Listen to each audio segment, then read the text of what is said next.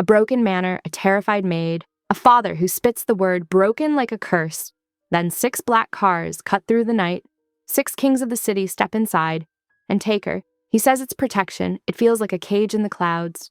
Rules, guards, a 10 p.m. check-in. But when bullets rain through glass, the coldest one shields her with his own body and whispers, "With me." Why would a monster bleed for a girl he calls collateral? Whispers spread. The infertile label might be a lie. Someone inside the 6 is leaking secrets. Her father isn't done selling her. And now the city holds its breath as a war starts for one woman who was never supposed to matter. If the test was forged, who's been lying from the start? Which of the 6 is the traitor, and which one will burn the city to keep her? She was taken to pay a debt. But will she become the one thing these kings can't live without? Through the tinted windows of the armored SUV, Kira watched the city lights blur into streams of neon and shadow. Her hands, still raw from scrubbing blood, twisted in her lap. The vinyl runner's crimson stains had barely faded when the council arrived. 6 men who moved like wolves in tailored suits.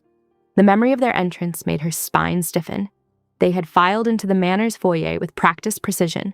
Valen Cross in the lead, his glacier blue eyes assessing every corner.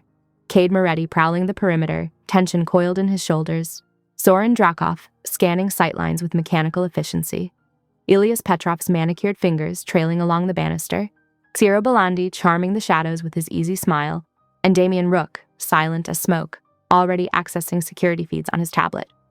The SUV hit a pothole, making Kira jump. Valen, seated across from her, didn't react. His presence filled the vehicle's interior like still water. Calm on the surface, fathomless beneath. 2 other SUVs flanked them, carrying the remaining council members in their midnight procession.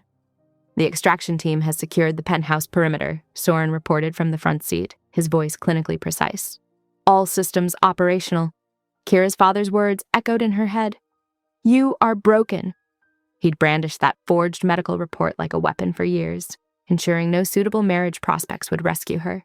Now she was collateral instead of a daughter, a bargaining chip he'd gambled away. The city's gleaming towers loomed closer, their reflective surfaces catching the last purple streaks of dusk. Kira fought to steady her breathing as they passed through the financial district. Each street brought them closer to Valen's penthouse, where she would spend the next 30 days as his housekeeper, a prettier word for prisoner. When they discovered the explosives wired throughout the manor, her choices had evaporated like morning mist. Unknown enemies had turned her childhood home into a death trap. The council's protection was a gilded cage, but at least it meant survival. A camera flash from a passing car made Kira flinch. She caught Valen watching her reaction, his expression unreadable. Earlier, when a door had slammed in the manor, she'd had the same involuntary response. He'd noted it then, too, his voice dropping to a softer register when they were alone, though he maintained his steel-edged authority before the others. Traffic thinned as they entered the elite residential sector. Their convoy passed through 3 security checkpoints, each guard nodding with military precision at Valen's vehicle. The buildings here reached toward the stars, their penthouses hidden in the clouds. Kira's fingers found the hem of her simple black dress, the one she'd worn to clean blood from the floor. She had nothing else with her. There hadn't been time to pack. The manor's halls might have held her prison for years, but they also held every possession she'd ever owned. The car slowed as they approached a towering glass structure crowned with gleaming steel. Kira watched her old life disappear in the side mirror, the distance growing between her past and this uncertain future. The clock on the dashboard read 10:40 p.m. She could feel the weight of Valen's attention, though he appeared absorbed in his phone. The other council members had taken measure of her, too. Cade's suspicious glances, Soren's analytical assessment, Ilias's calculating smile, Cairo's practiced charm, and Damien's ghost-quiet observation. The SUV descended into an underground parking structure where the air felt cooler and more contained. Security cameras tracked their movement, their red lights blinking like mechanical eyes. The convoy pulled into reserved spaces, engines purring to silence. "Welcome to your temporary home," Valen said, his first words since they'd left the manor. His tone was neutral, but something in it made Kira look up. For a moment, their eyes met in the dim light, ice blue against deep brown, before he turned to exit the vehicle. Kira followed, her shoes clicking on the polished concrete. The other council members emerged from their vehicles, their movements synchronized by years of working together. They surrounded her without seeming to, a formation that could be protection or containment. The private elevator waited, its doors platinum-plated and camera-equipped. As they entered, Kira kept her expression carefully blank. She might be here under their authority, but she wouldn't show fear. The next 30 days would be a game of survival and observation, learning the rules, finding the cracks, seeking a way out. The elevator began its smooth ascent toward the penthouse level. Through its glass walls, the city spread out below like a carpet of stars, beautiful and dangerous. Kira stood straight-backed between these 6 powerful men, each with their own mysteries and motivations. The midnight hour approached, bringing with it the beginning of her new reality. In the reflected glass, she caught fragments of their expressions. Valen's controlled focus, Cade's restless energy, Soren's strategic calm, Ilias's subtle calculation, Xiro's diplomatic poise, and Damien's watchful silence. Above them all, the penthouse waited, its contents and rules yet unknown. The private elevator hummed as it ascended through Valen's glass tower, the city's midnight lights sprawling beneath them like scattered diamonds. 2 security specialists flanked Kira, their postures professional but alert. She noticed the dried blood on Valen's crisp white cuff, evidence of his swift action when he'd discovered and disarmed a tripwire at the manor. The elevator opened directly into the penthouse foyer, revealing a space that managed to be both minimalist and overwhelming. Floor-to-ceiling windows wrapped around the entire floor, offering a panoramic view of the city's glittering skyline. Italian marble floored the vast, open-plan living area, while subtle security cameras tracked movement from discreet corners. "Your suite is this way," Valen said, leading her down a hallway of closed doors. He pressed his palm to a biometric reader, opening the last door on the right. "The bathroom is en suite. You'll find everything you need." The room was larger than her entire living space at the manor, with a king-sized bed and the same dramatic windows. But Kira didn't miss the subtle security features, the keypad lock, the window sensors, the cameras in the hallway. "The rules are non-negotiable," Valen continued, his tone brooking no argument. "You don't use the elevator alone. Security check-in is mandatory every night at 10. You'll have a secure phone for internal communication only." Kira lifted her chin. "I want access to news feeds, and any contract with my name on it. I need to see it." Valen's eyebrows lifted slightly, the first crack in his composed facade. She'd surprised him with her directness. "The contract can be reviewed tomorrow morning, redacted for operational security," he added, studying her face. "But you'll see the terms that concern you." It was more than she'd expected. "Thank you," she said carefully. Hours later, morning sun streamed through the windows as Valen informed her of a scheduled clinic appointment. "Standard procedure," he explained. "We need to document any injuries from your time at the manor." "I don't need an escort," Kira protested, but Valen's expression remained unmoved. "Non-negotiable," he repeated. The clinic was housed in a discreet medical building downtown. Everything seemed routine until they emerged onto the street afterward. 2 men appeared from nowhere, lunging toward Kira with practiced coordination. Valen moved faster than she could process. One moment she was standing exposed, the next she was behind him as he took a glancing blow meant for her. Gunfire cracked through the air as his security team responded.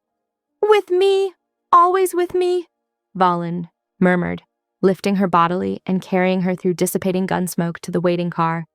His voice was low and intense, his arms steel bands around her. Back in the penthouse kitchen at 1:15, Kira's hands shook as she cleaned the shallow cut on Valen's forearm. The adrenaline crash left her feeling hollow and unsteady. "It's nothing," he assured her, watching her trembling fingers. "It could have been worse," she managed, focusing on the first aid supplies to avoid his penetrating gaze. "My job is keeping you alive." His voice was quiet but firm. "That means being where you are." At 2:00, Valen stood in her doorway, his presence both reassuring and confining. "You're safe here," he said simply. Alone in her room after he left, Kira touched the window's smooth glass. "Safety inside a cage is still a cage," she whispered to her reflection, surrounded by the city's afternoon light. The day's events replayed in her mind, the clinical documentation of old bruises, the sudden violence on the street, Valen's instant shift from businessman to shield. He'd protected her without hesitation, but his protection came with invisible chains, check-ins, escorts, monitored movements. She paced the luxurious space, noting every detail. The sheets were Egyptian cotton, the toiletries premium brands, the closet already stocked with designer clothes in her size. Everything spoke of careful preparation and considerable expense. But luxury couldn't disguise the essential truth. This was a beautiful prison, and she was still a captive. The secure phone sat on her nightstand, its screen showing only approved contacts. Valen, security, housekeeping. No outside lines, no internet browser, no way to reach beyond these walls except through approved channels. From this height, the city seemed both intimate and unreachable. She could see life continuing below, people walking, traffic flowing, the normal rhythm of existence. But she was separated from it all, elevated and isolated in this glass and steel fortress. The afternoon sun cast long shadows across her room. Kira sat in a plush armchair, her mind working through the day's revelations. Balin was capable of both calculated violence and surprising gentleness. He'd offered her the contract review without argument, tended her safety personally, and given her space to process the attack. But his care was a gilded chain, his protection another form of control. The security specialists positioned throughout the penthouse, the cameras tracking movement, the restricted phone, everything reinforced her contained status. She watched clouds drift past the windows, their shadows playing across the polished floor. Somewhere in the building, Valen was likely reviewing security footage, planning countermeasures, ensuring his fortress remained impregnable. But fortresses could become traps for their defenders, too. A thought she filed away as she continued her silent observation of her new prison. The tablet's blue light illuminated Kira's face as she studied the floor plans at 7:30 p.m., her finger tracing potential escape routes. The guest suite's amenities included building information meant to showcase the tower's luxury features, but she saw it differently, as a map to freedom. A service corridor caught her attention, branching off from the main hallway near the kitchen. Delivery schedules showed regular traffic between 8 and 10 p.m. The staff entrance required keycard access, but uniforms hung in a nearby storage closet. Her mind calculated timing and variables. She watched the kitchen staff through her partially open door. 3 chefs departed at 9:15 p.m., leaving dishes soaking. Perfect. The kitchen would be empty for the next 15 minutes during shift change. At 9:18 p.m., Kira slipped into the storage closet and pulled a crisp white chef's jacket over her dress.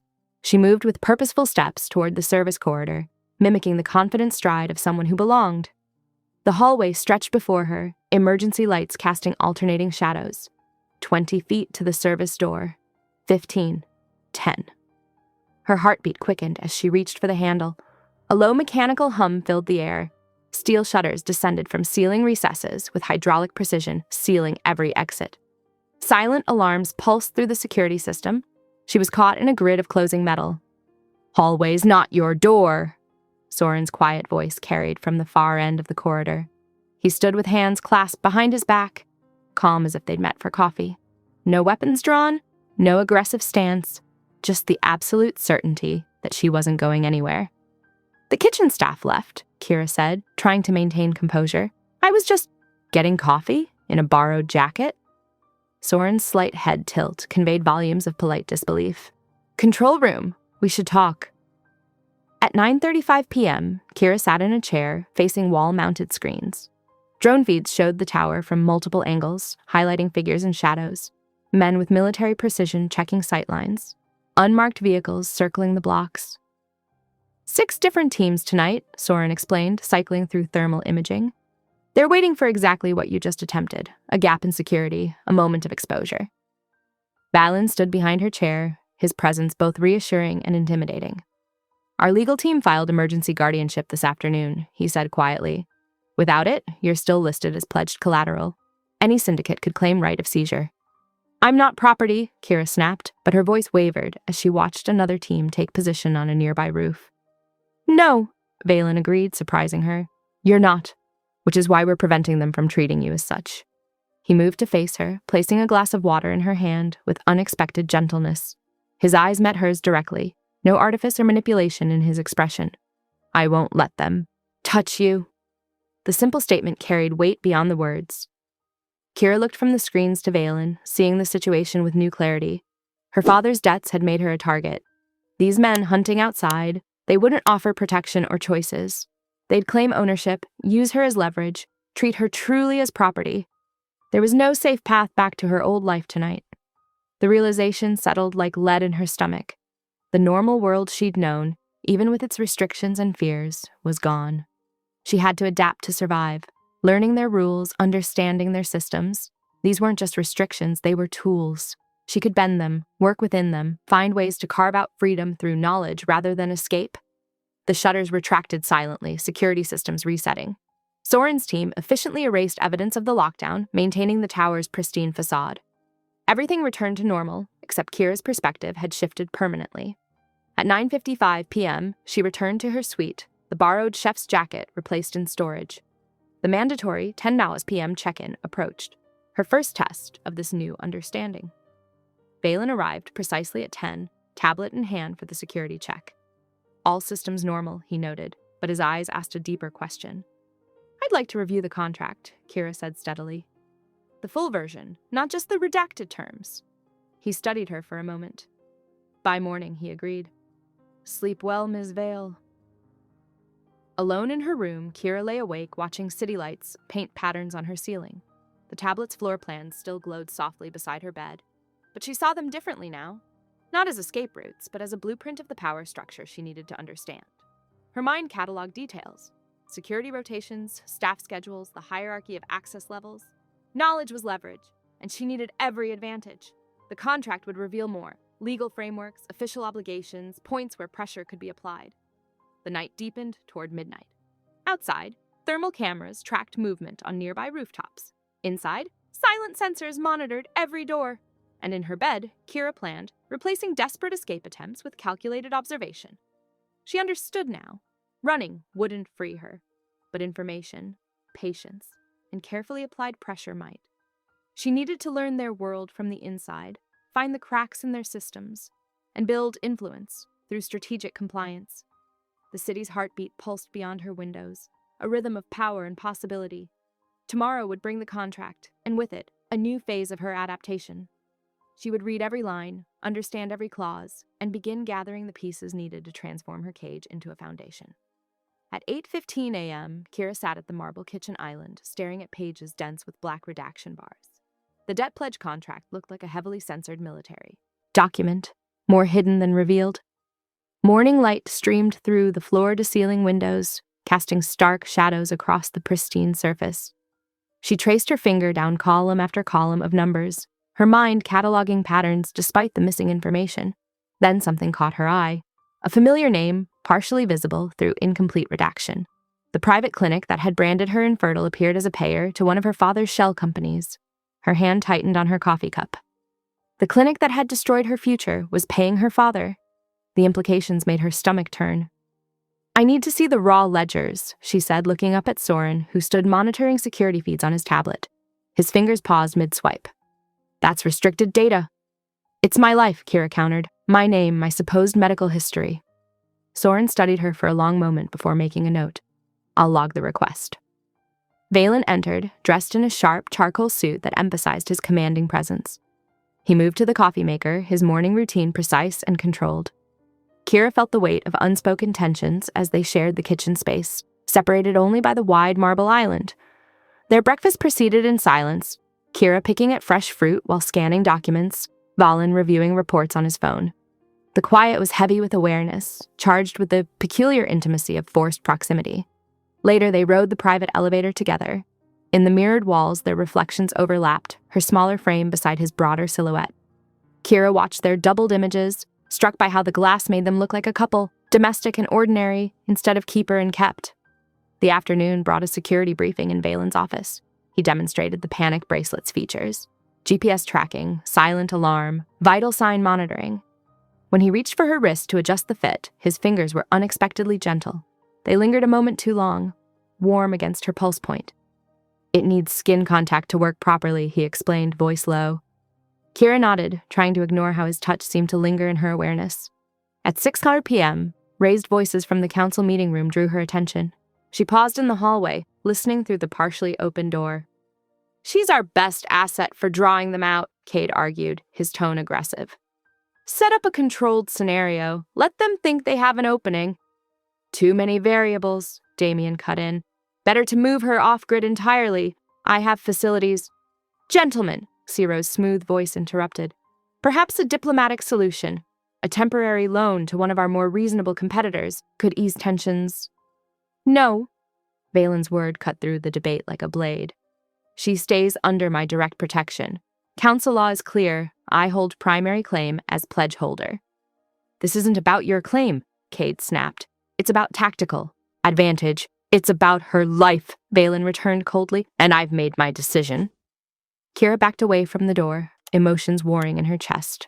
Anger flared at how they discussed her fate like a chess piece, yet something in her steadied at Valen's absolute refusal to pass her to another's control. The evening settled into tense quiet.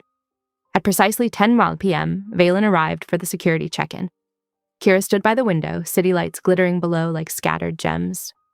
I'm scared, she admitted, surprising herself with the confession. Valen moved to stand beside her, his reflection a dark shield in the glass. You should be. The attacks will likely escalate. She appreciated his honesty, even as it chilled her. Is that why you're posting guards? 2-person team outside your door tonight, he confirmed. Elite personnel, fully vetted.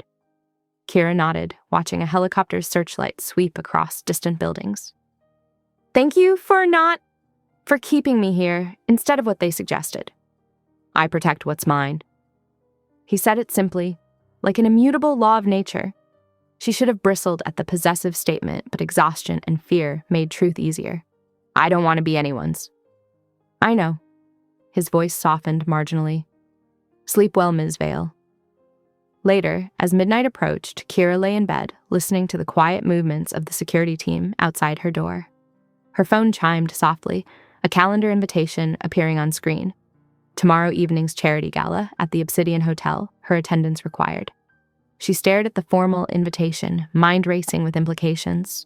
A public appearance would make her both more visible and more vulnerable. Yet refusing wasn't an option. She recognized it as another test of compliance. The night deepened around her, city sounds muffled by bulletproof glass.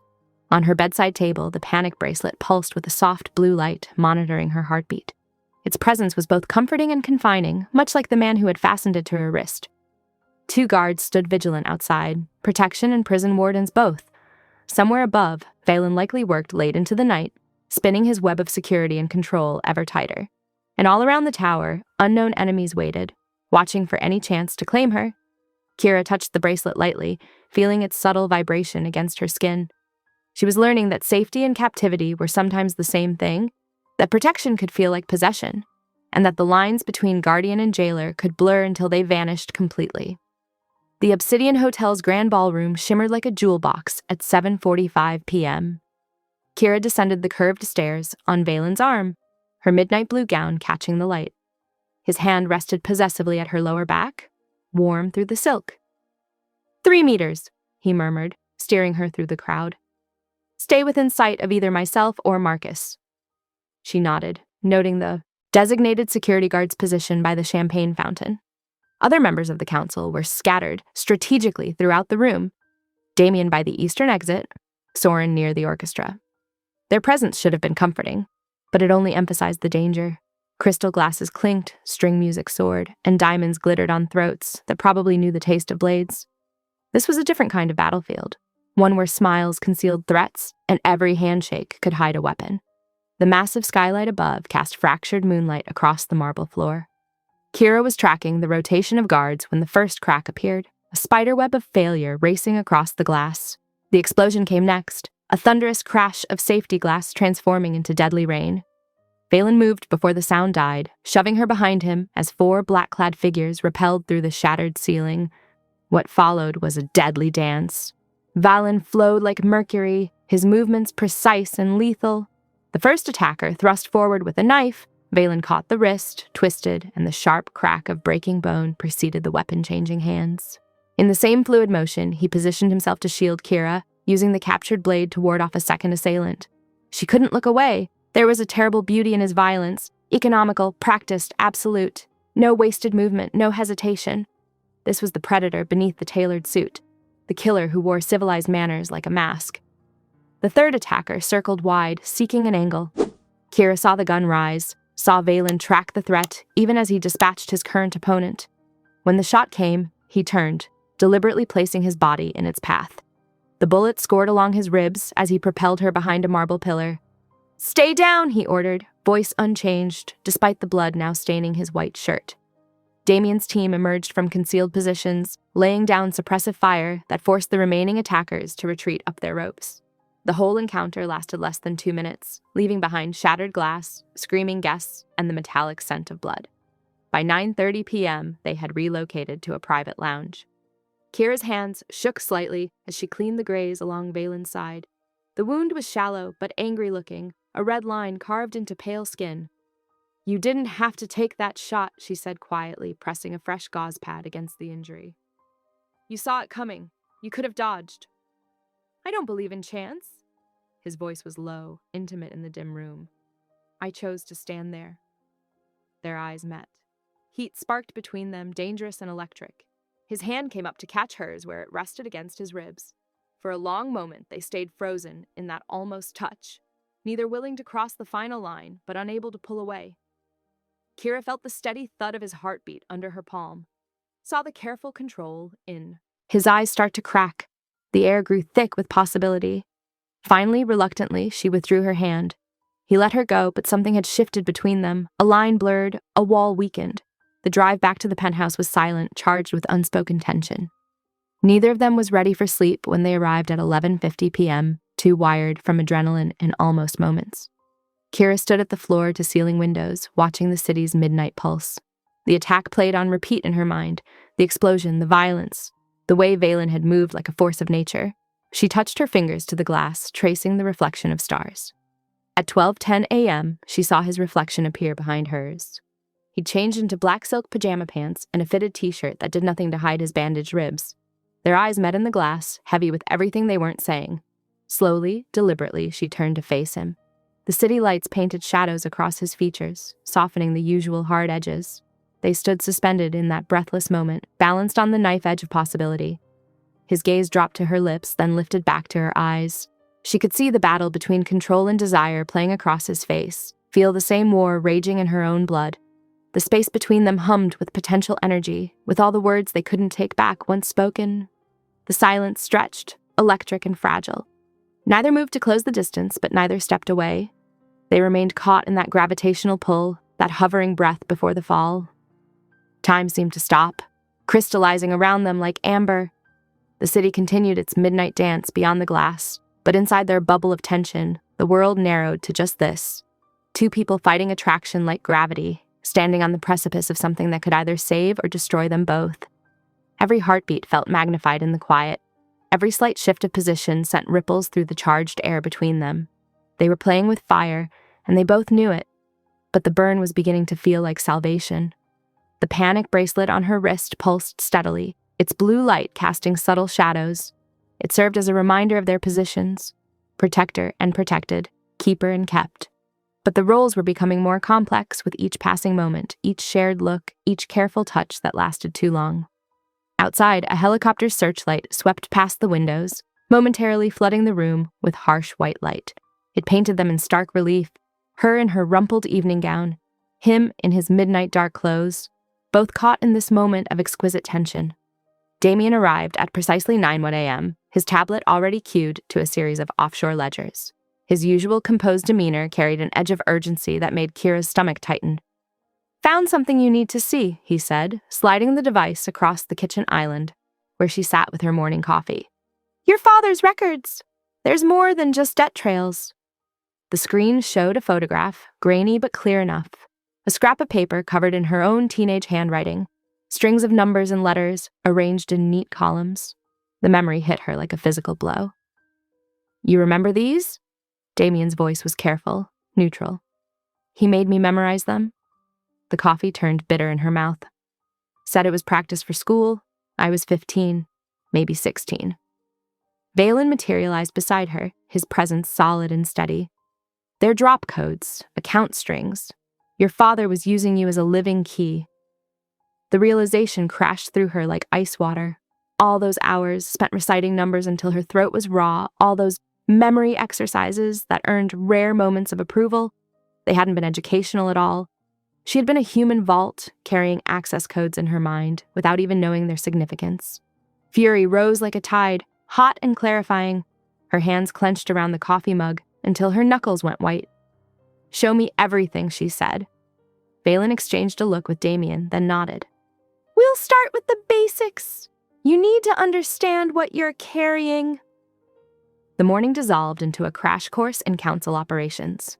Valen pulled up digital maps of their territory, explaining the overlay of legitimate businesses and shadow enterprises. His voice remained steady, pedagogical, as he outlined surveillance patterns and security protocols. "Knowledge is protection," he said, watching her absorb each detail with fierce concentration. "The more you understand, the harder you are to manipulate." By afternoon, they had moved to practical applications. Valen demonstrated how to spot a tail, how to use a room's architecture to your advantage, how to project authority through stance and tone alone. She was a quick study, her natural observation skills sharpening under his guidance. "Again," he would say quietly when she faltered, neither praise nor criticism in his voice, just patience and expectation. Small intimacies wove through the lessons. A fresh cup of tea appeared at her elbow, made exactly as she preferred. Honey, no milk. When the intensity of focus left her restless, Valen wordlessly opened the balcony door, letting in fresh air and the distant sounds of the city. At 6:30 p.m., Soren's voice crackled over the intercom. "Conference room, now!" They found him surrounded by screens, his usual methodical calm fractured by something like anger. "The clinic report," he said without preamble. "The one claiming infertility. It's fake." Kira felt the floor tilt beneath her feet. Valen's hand appeared at her elbow, steadying her. "Explain," he commanded. "Shell company, tied to your father's personal accountant." Soren's fingers flew across keyboards, pulling up documentation. The clinic never existed except on paper. No real doctors, no actual tests.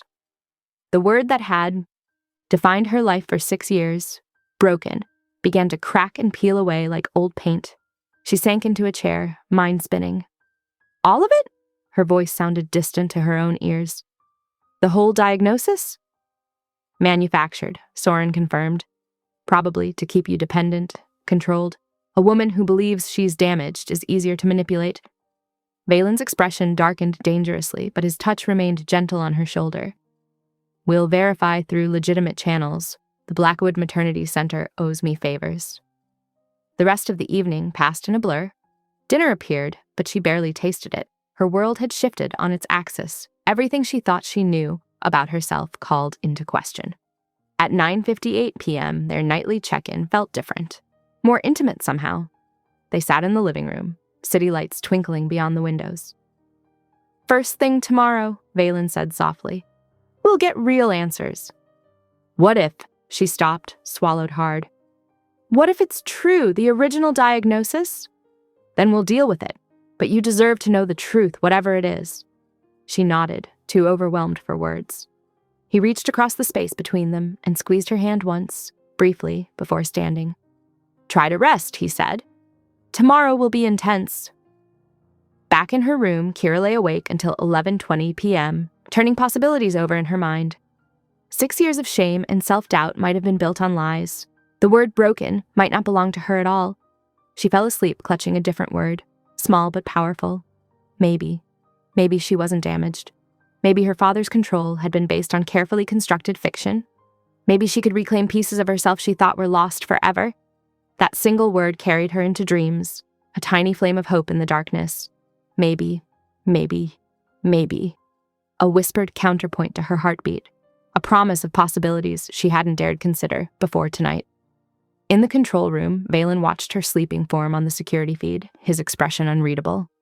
Damien worked silently beside him, combing through more of her father's records. The night stretched out before them, full of revelations yet to come. The afternoon sun cast long shadows across the city as their convoy wound through the streets. Kira sat rigid in the back of the armored SUV, her fingers twisted in her lap. Valen watched the traffic with predatory focus, his shoulder brushing hers at each turn. At 2:15 p.m., Damien's voice crackled through the comm. "Pattern break, third vehicle showing weight anomaly."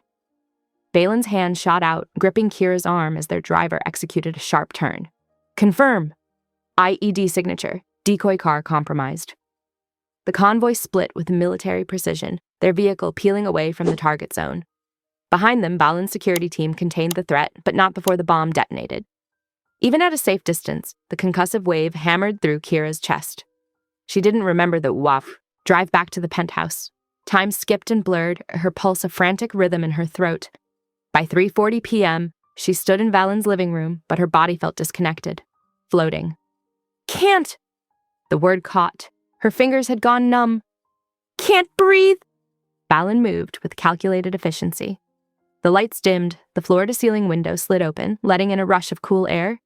He pressed a warm mug into her trembling hands, then stepped behind her, his palm settling at the nape of her neck. "Drink," he said quietly. "Small sips." The tea was sweet, grounding. His touch anchored her to the present, thumb brushing steady circles against her skin. When the mug was empty, he took it, set it aside. "Talk to me." The gentleness in his voice cracked something in her chest. "I can't do this anymore," she whispered, pretending this is just about protection, about contracts and duty. His hand stilled. "Kira, I want you." The words spilled out, raw and honest. "Not as a guardian or a favor, I want you." The silence stretched, electric. Then he turned her slowly to face him, his eyes dark with barely leashed control. "Listen carefully," he said, voice low and certain. "I want all of you. Not your obedience, not your gratitude. You." She moved first, or maybe he did. Their lips met in a desperate clash of need and relief. His hands framed her face, gentle despite the intensity thrumming through him. She gripped his shirt, pulling him closer, drowning in the taste of him. When they broke apart, both breathing hard, he rested his forehead against hers. "We should stop." "I know." But she didn't let go. "You're running on adrenaline." His thumb traced her lower lip. "When this happens, and it will happen, I want you clear-headed.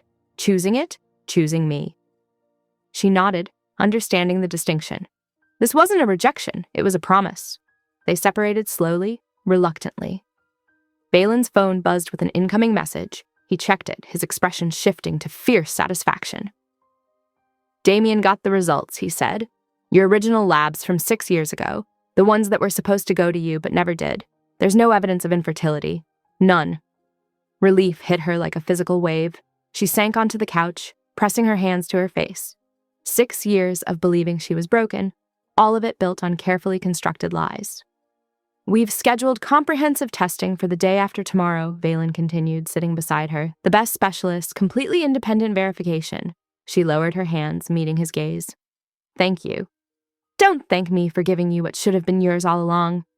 His voice carried an edge of controlled rage, not at her, but at those who had manipulated her. The rest of the evening passed in a strange mix of tension and comfort. They ate dinner together, discussing security protocols and clinic arrangements. His gaze would catch on her lips, her fingers would brush his when passing. Files. The air between them hummed with possibility.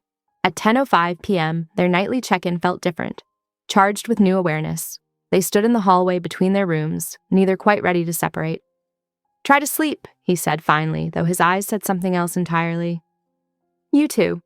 She turned toward her door, then paused. "Valen." "I'm not running on adrenaline anymore." She met his gaze steadily. "Just so you know." A smile touched the corner of his mouth. "Noted." In her room, Kira lay awake, replaying the feel of his lips, the strength of his hands, the certainty in his voice when he said he wanted her. Her phone buzzed with an incoming text. "Valen, 10:47 p.m. "Sleep. I've got you." 3 simple words that meant everything.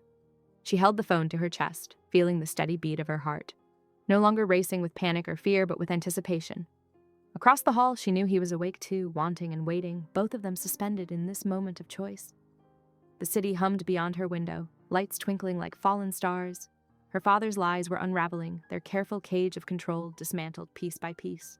Tomorrow would bring new challenges, but tonight she let herself feel the possibility of freedom, of desire, of a future where broken was just another discarded lie. In the quiet darkness, Kira traced her lips where Valen had kissed her, remembering his promise. When this happens. Not if, but when. She closed her eyes, letting that certainty carry her towards sleep, knowing he was there, watching, protecting, wanting, not because of duty or contracts, but because he chose her, as she chose him. The morning sun sliced through the penthouse windows, but the atmosphere inside was darker than night. Kira watched 6 of the city's most powerful men tear into each other like wolves, their carefully maintained civility shredding under pressure. "Another shipment intercepted." Cade slammed his tablet onto the conference table. "That's 3 this week. We're hemorrhaging money and credibility." "Perhaps if our tactical leader wasn't so..." Elias paused, examining his manicured nails. Distracted by domestic matters, we might maintain better control of our operations. Valen's expression didn't change, but the temperature in the room dropped 10 degrees. Careful. He's not entirely wrong, Soren interjected, spreading digital maps across the screens. Our response times have been sluggish. Routes that were secure for years are suddenly compromised. Cairo lounged in his chair, swirling amber liquid in a crystal glass, despite the early hour. Fascinating how these particular routes were chosen, almost as if someone knew exactly where to strike. Someone does. Damien's quiet voice cut through the tension. He tapped his keyboard, bringing up intercepted communications. The attack pattern isn't random. They're using inside knowledge. Kira's mind raced, connecting dots. The legacy, codes she'd been forced to memorize, the timing of the attacks, the way certain players watched her with calculated interest. She wasn't just collateral anymore. She was a game piece. There's an obvious solution. Ilias spread his hands. Remove the complication, return Ms. Vale to her father's custody, or perhaps a more permanent arrangement. No. Valen's single word carried enough force to silence the room. Then what's your suggestion? Cade demanded. Because right now your pet project is costing us millions. Kira stood, commanding attention without raising her voice, just as Valen had taught her. I have a proposal. The asset speaks, Ilias murmured. How novel. She ignored him, addressing the council directly. You want to know who's leaking information? Let me give them something to steal. Valen tensed beside her. Explain. I still remember the old drop codes, the ones my father made me memorize. We create a false route, something tempting but controlled. When they try to intercept, we trace it back to the source. Absolutely not, Valen said immediately. The risk is already here, she cut in.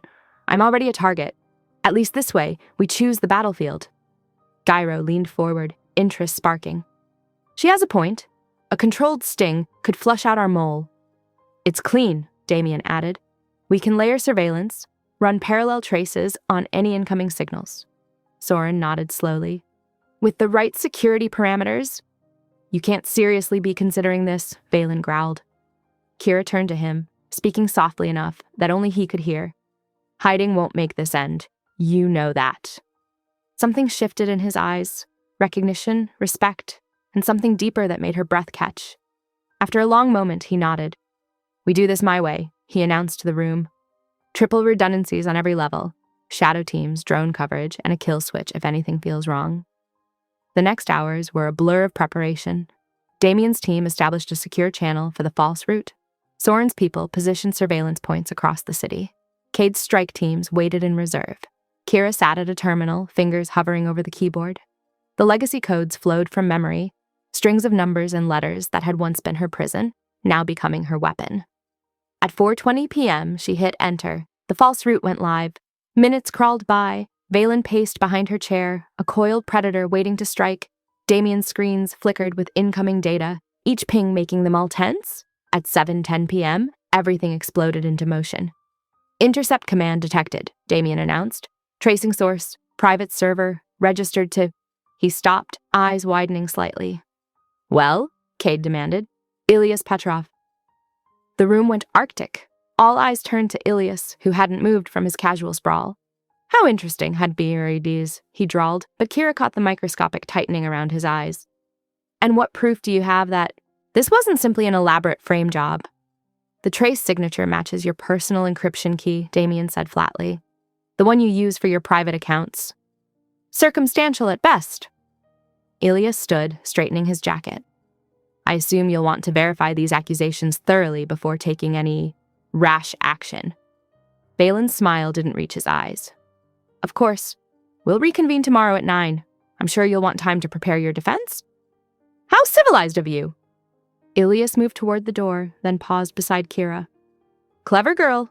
I underestimated you. Yes, she said simply. You did. After he left, Valen immediately turned to Damien. Lock it down. Every exit, every safe house, every contact he might call. I want him contained until morning. Already done, Damien replied, fingers flying across his keyboard. He won't make it past the city limits. Kira felt Valen's hand on her shoulder, warm and steadying. She covered it with her own, accepting the silent support. You did well, he murmured. We're not finished, she reminded him. No. His grip tightened slightly. But we will be soon. The city lights began to twinkle on as 7:30 p.m. approached. In the glass windows, Kira caught their reflection. Her seated at the terminal, Valen standing guard behind her, the others moving with deadly purpose around them. No longer predator and prey, but partners in the hunt. Tomorrow would bring its own battles, but tonight they had drawn first blood. The trap was set, the mole exposed, and the balance of power had shifted like sand in an hourglass. Kira watched Ilias's car pull away from the tower, tracked by silent drones and hidden eyes, knowing that his carefully constructed world was about to crumble. She had learned to read these men, these kings of their concrete kingdom.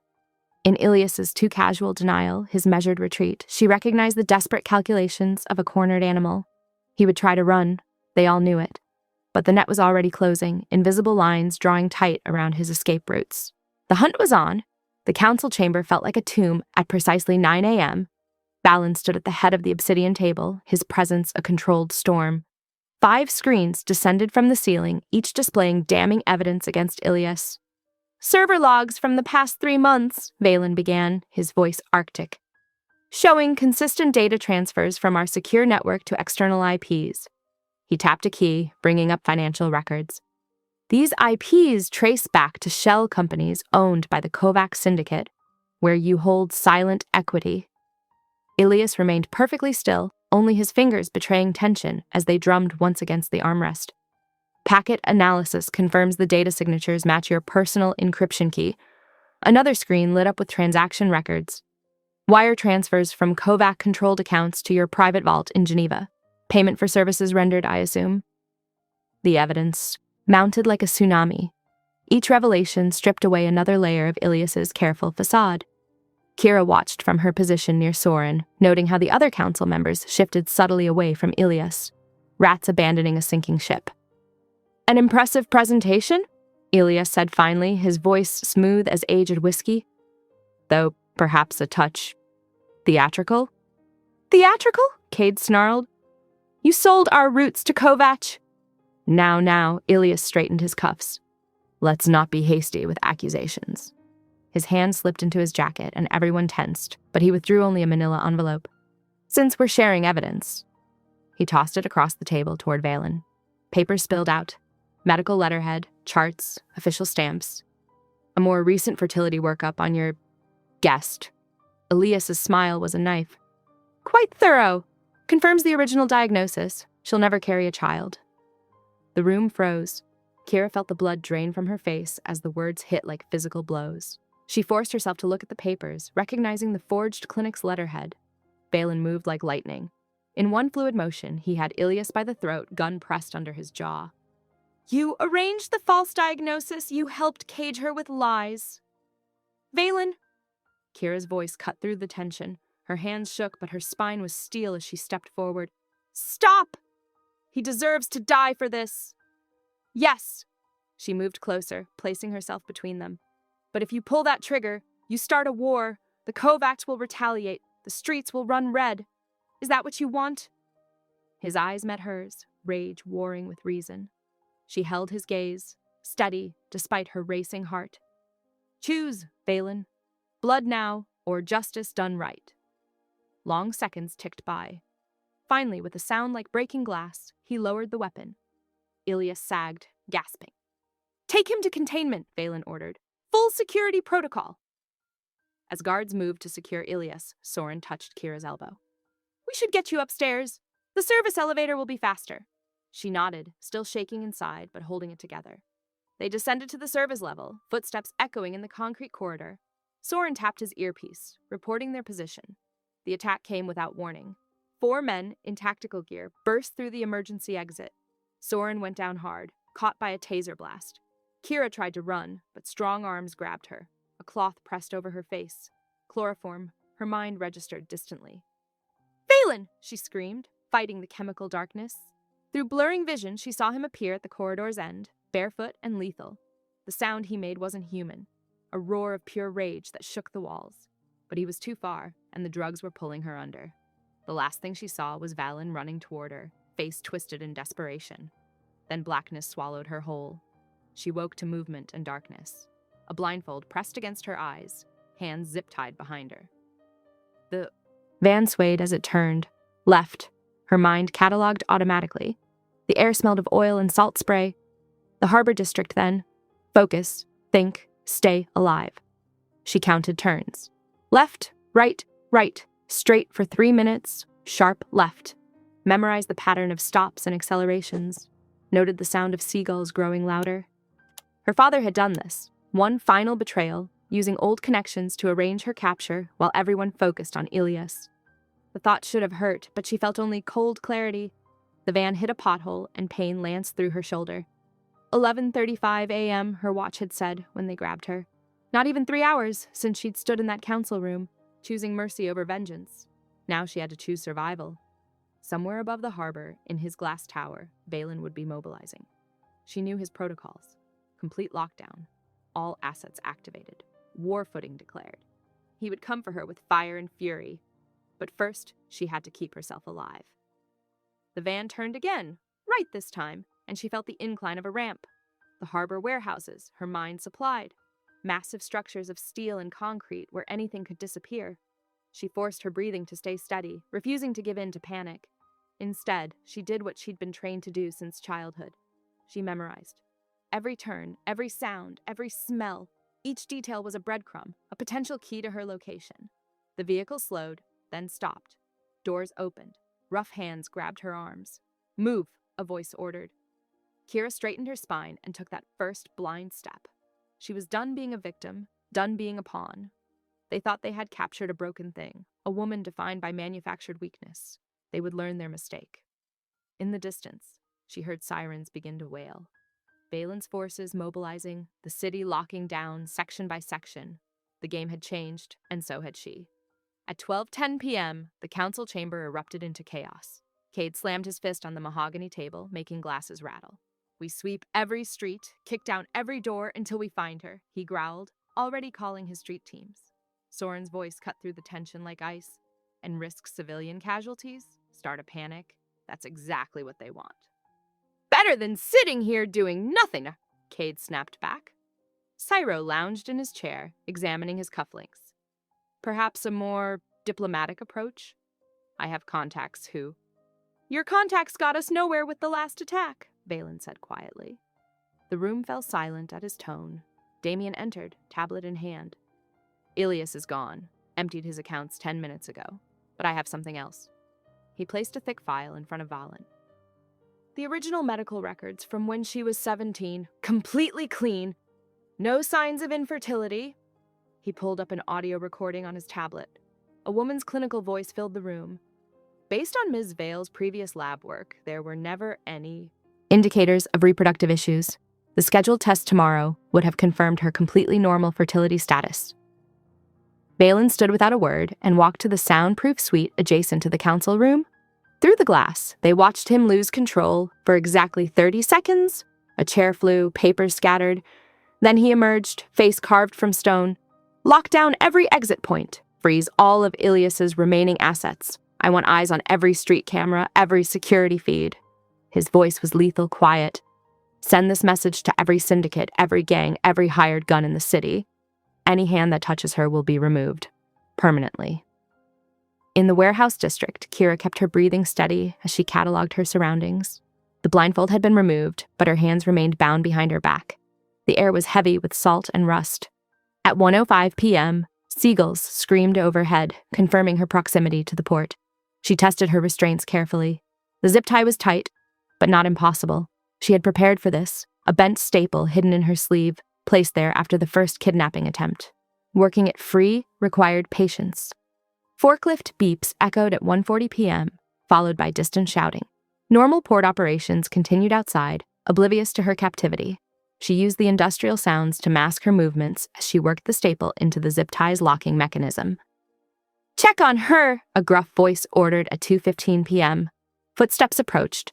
Kira went still, shoulders slumped in pretend defeat. The guard grunted and walked away. The 3 p.m. shift change whistle pierced the air. New voices, new footsteps outside. She counted them, building a mental map of patrol patterns. When the guard's back turned, she finally freed one hand. Rather than reveal her success, she kept her arms behind her back, the loosened zip tie ready to drop at a moment's notice. Carefully, she pushed the bent staple under a nearby crate. If Valen's people found this warehouse, they would recognize it as her signal. At 4:00 p.m., she overheard snippets of conversation between her captors. Cross is offering territory. Could take the deal. Boss says wait. At 4:30 p.m., Valen's voice echoed through every radio and speaker in the city. To whoever holds Kira Vale, I offer the following concessions: control of the river district, 3 shipping lanes of your choice, and immunity from council intervention for 6 months. You have 1 hour to respond. The guards shifted nervously, unaware that as Valen made his broadcast, Damien was tracing their communications. Soren's team moved into position around the harbor district. Gyro's informants whispered locations of rival server farms holding blackmail data. In the warehouse, Kira kept her face carefully blank. She knew Valen's tactics. The territory offer was bait, designed to make her captors reveal themselves. The real strike would come from an unexpected direction. The warehouse grew tenser as the minutes ticked by.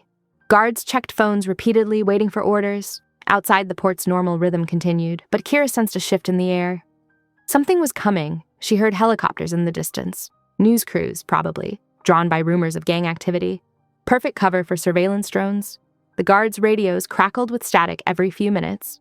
Someone was testing their frequencies, mapping their communications. At 4:45 p.m., a guard brought her water. She drank slowly, buying time. Each minute brought Valen's forces closer. She had survived her father's manipulation, Ilias's betrayal, and countless attempts to break her. She would survive this too. The warehouse grew darker as the afternoon sun shifted. Shadows lengthened across the concrete floor. Somewhere in the city, Valen would be in his war room, surrounded by screens and intel reports. She imagined his face, that careful mask of control, hiding the fury she knew burned beneath. He had promised to keep her safe, not as a possession, but as a partner. Now she needed to keep herself alive, long enough for him to fulfill that promise. The guards' radios squealed again at 4:55 p.m. This time, one of them swore and adjusted the frequency. Kira hid a smile. Damien's team was getting closer to cracking their communications. She heard more helicopters, closer now. The guards were getting nervous, checking their phones more frequently. They knew something was coming, they just didn't know from where. At 4:57 p.m., one guard made a call. Boss wants to know if we're taking the deal. Kira kept her expression neutral, but her mind raced. 3 minutes until Valen's deadline. 3 minutes until whatever he had planned began. The warehouse fell silent except for the distant sound of waves and seagulls, the calm before the storm. At 5:35 p.m., Valen's fingers hovered over his encrypted laptop. The melody came to him unbidden, a soft tune Kira had hummed while making tea one quiet morning. 3 notes, then 4, then 3 again. Simple, intimate. Now it would be their key. Sending audio pattern, Damien confirmed, his voice tight with focus. Backdoor activation in 3, 2... The rival syndicate's server defenses crumbled as the musical key unlocked Damien's carefully planted backdoor. Data flooded their screens. Shipping manifests, blackmail files, personnel locations. Most importantly, warehouse security feeds. Through grainy footage, Valen spotted Kira. She sat straight-backed against a concrete pillar, hands behind her, face composed. His chest tightened. Even captured, she carried herself with quiet strength. Package ready, Soren reported at 5:45 p.m. One of their undercover dock workers had an earpiece, barely larger than a pill, ready to pass to Kira. At 5:50 p.m., the worker stumbled past Kira's guards, dropping his clipboard. As he gathered scattered papers, he slipped the earpiece near her hand. Kira's fingers closed around it smoothly, all those afternoons of sleight-of-hand practice paying off. Through surveillance, Valen watched her discreetly position the device. At 5:55 p.m., he gave the signal. The lullaby melody played softly through her earpiece. Kira's expression didn't change, but her shoulders relaxed fractionally. Message received. Help was coming. Strike teams moved into position. Cade's street soldiers covered the perimeter, while Soren's tactical unit approached from the roof. Damien coordinated from his mobile command center, reading thermal signatures through the warehouse walls. Guards changing rotation, Damien reported at 6:00 p.m. Window opening. At 6:02 p.m., the warehouse plunged into darkness. Emergency lights sputtered, casting weird shadows. Guards shouted in confusion. East and west doors secured, Soren confirmed at 6:05 p.m. His team had wedged the exits, preventing escape or reinforcement. Gas grenades rolled across the concrete floor at 6:07 p.m., releasing clouds of disorienting smoke. Through his tactical mask, Valen moved like a ghost. 3 guards went down before they could raise alarms. A 4th turned, weapon rising, too slow. Valen's elbow crushed his windpipe. He found Kira in the thickening haze. Her hands were already free, the zip tie discarded. Smart girl. He touched her shoulder gently while reloading his sidearm with his other hand. With me, he murmured. Always with me. They moved in sync through the dim corridors, Kira matching his pace perfectly. Those afternoon lessons in tactical movement hadn't been wasted. When he gestured stop, she froze. When he signaled run, she sprinted. Outside, Cade's team intercepted Ilias's lieutenant trying to flee in an SUV. The man's head bounced off the pavement as Cade dragged him out. The server passcode, Cade growled. Now! The lieutenant spat blood. Cade smiled darkly and reached for his knife. Wait! The lieutenant broke. It's 794 Alpha Echo 3. Damien confirmed the code was valid at 6:15 p.m. The last piece clicked into place. Valen and Kira reached the loading dock at 6:18 p.m. Alarms wailed through the smoky air. A heavy truck blocked their exit, engine running. They'll expect us to go around, Kira said, eyes sharp. But if we reverse at a 30-degree angle like in your training video on pincer movements... Valen's lip quirked. Of course she'd memorized his tactical archives. Take the wheel, he ordered the nearest strike team member. Angle exactly as she says. The maneuver worked perfectly. Their vehicle caught the truck's rear quarter panel, spinning it just enough to create an escape route into the portyard. Kira's quick thinking had turned a trap into an advantage. Through it all, her hand never left his arm. Not clutching in fear, but steady. Present. A partner, not a prisoner.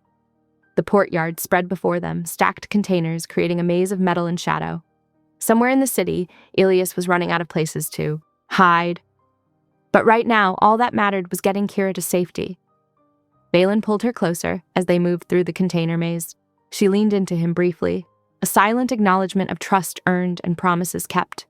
They weren't finished, not by far, but they would face whatever came next together. Red and blue lights flashed in the distance as police responded to reports of gunfire. More helicopters circled overhead, their searchlights cutting through the gathering dusk. The port's normal evening activities had ground to a halt. Workers and security personnel evacuating under Soren's carefully controlled chaos. Through his earpiece, Valen heard confirmation after confirmation as his team secured their objectives. Damien had full control of the rivals' servers. Cade had 3 more lieutenants in custody. Soren's units had swept every corner of the warehouse complex, but Valen's focus remained on Kira. The way she moved with tactical precision while keeping her humanity. The sharp intelligence that had seen them through the trap. The strength that refused to break under pressure. She caught him watching and raised an eyebrow, even as they jogged between containers. Always observant, his Kira, always reading the currents of power and intention. The wailing alarms seemed distant now as they approached their extraction point. Ahead, the water reflected the last rays of sunlight. Behind them, smoke still curled from the warehouse windows. Change was coming to the city's underworld. Old powers would fall, new alliances would form, but first they had to make it through the next few minutes. Valen kept Kira close as they moved through the lengthening shadows, both of them alert for any final surprises. They'd come too far to stumble now. At 6:19 p.m., chaos erupted across the portyard. Shipping containers echoed with gunfire and shouting. Through the maze of steel corridors, Cade's team closed in on Ilias near the service gate. Ilias had almost made it. Almost. He was fumbling with an electronic keycard when Cade's shadow fell across him.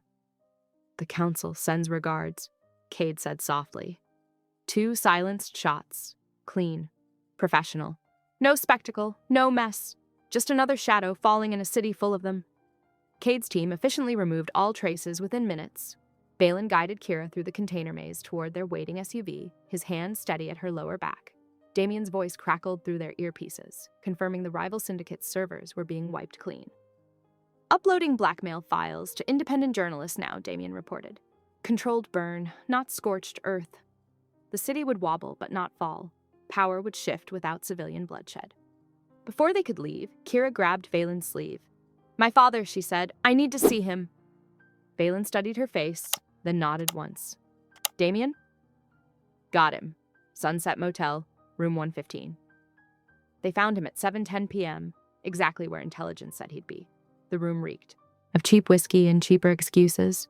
Her father sat in a threadbare chair, bottle dangling from limp fingers, looking smaller than she remembered. Kira, he slurred, attempting to stand. My girl, no. Her voice cut like steel. I'm not your girl. I never was. I was your asset, your collateral, your living key. He flinched from the truth in her words. You stole years from me, she continued. Fed me lies about being broken, made me memorize account numbers when I should have been learning to trust myself. She took a step forward and he shrank back. I give you back your word. Broken. Keep your lies. Keep your empty rooms and bloody runners. I choose something better. Valen stood silent behind her, a dark guardian letting her claim this moment. Her father opened his mouth, probably to offer another excuse, but she was already turning away. Let him drown in the emptiness he'd chosen. At 7:45 p.m., 2 blocks from the motel, Valen stopped their SUV on a quiet street. Streetlights cast pools of amber light on wet pavement as he pulled out the original debt pledge contract. Kira watched as he placed it on the ground, the paper that had caged her for so long. His boot came down, grinding the document into the concrete. Not collateral, he said, voice hard with conviction, then looking at her with an intensity that stole her breath. Not leverage. Mine. His tone softened to velvet. If you choose me to. The city hummed around them, traffic and distant sirens creating an urban lullaby. Kira stepped closer, placed her hand over his heart. I choose you, she whispered.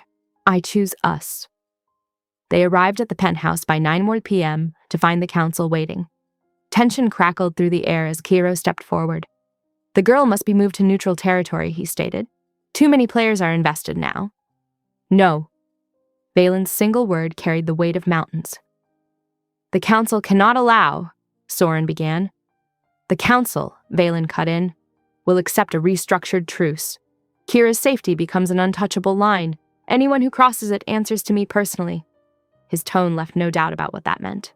For an hour, the air grew thick with unspoken threats and political maneuvering, but no one directly challenged Valen's declaration. They'd seen what happened to Ilias. By 10:20 p.m., the city had settled into an uneasy peace. New boundaries were drawn, new alliances formed. The old guard adapted or disappeared. In Valen's bedroom, Kira curled against his chest for the first time, his heartbeat steady under her ear. Outside, security teams doubled their patrols, watching for any ripples in the night's calm. His fingers traced slow patterns on her spine. Sleep, he murmured. I've got you. She did, knowing it was true. Beyond the windows, the city's lights twinkled like earthbound stars. Inside, she was finally completely safe, not because he caged her, but because they'd chosen each other. In the control room, Damien monitored the night's rhythm through dozens of screens. Cade's teams swept the streets, ensuring the new peace held. Soren's people tracked the remaining players, mapping who would adapt and who would resist. The penthouse hummed with enhanced security protocols. Every entrance was triple locked, every approach watched. Not from paranoia now, but from fierce protection of something precious. Inside their room, Valen stayed awake a while longer, one hand resting protective over Kira's heart. He'd moved through life like a blade, sharp, cold, precise. But she had shown him how to be something more, a shield, a shelter, a choice freely made. The city's wary hum drifted up from below, a reminder of the power shift still settling into place. But here, in this moment, none of that mattered. What mattered was the woman sleeping trustingly in his arms, the future they would build together, and the promises they'd chosen to keep. Security cameras swept the perimeter. Guards changed shifts with practiced precision. The night deepened toward midnight, wrapping the penthouse in shadows and silence. Everything was different now, and exactly as it should be. Dawn crept across the penthouse at 6:40 a.m., painting new shadows on walls that no longer felt like barriers. Kira woke to find Valen already up, studying blueprints spread across his desk. The morning light caught the determination in his jaw as he reviewed the renovation plans. Come see, he said, sensing her presence. She padded over, bare feet silent on the heated floors.